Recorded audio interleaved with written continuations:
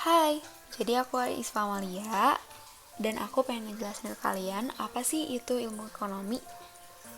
Nah, ekonomi itu tuh adalah ilmu yang mempelajari tentang manusia di mana permasalahannya itu ada di kelangkaan atau scarcity.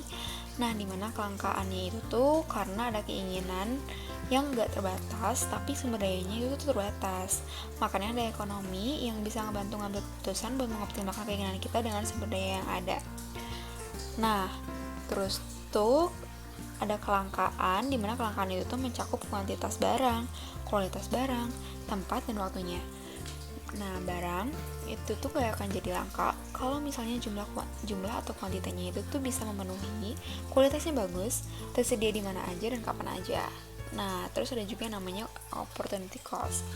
Nah, opportunity cost itu adalah biaya yang hilang karena memiliki alternatif yang lain. Opportunity cost ini juga bisa disebut sebagai biaya peluang.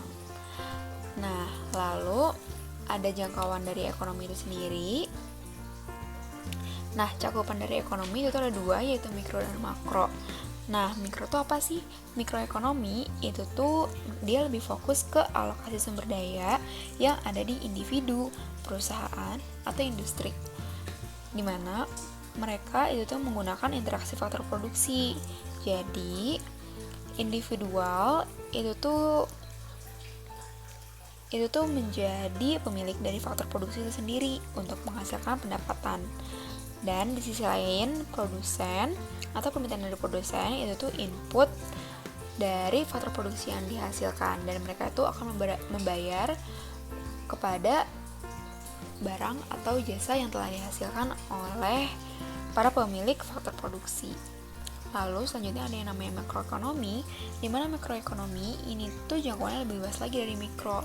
Mereka itu tuh makro ini tuh lebih menjangkau ke misalnya negara gitu.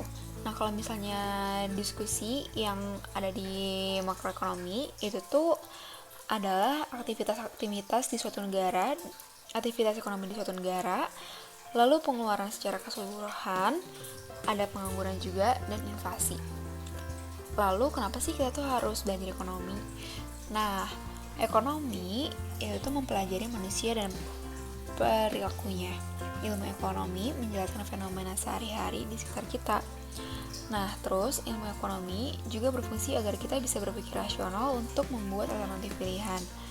Dan yang ketiga adalah agar kita bisa mengerti masyarakat, bagaimana masyarakat itu berinteraksi. Nah, di sini tuh biasanya antara penjual dan pembeli.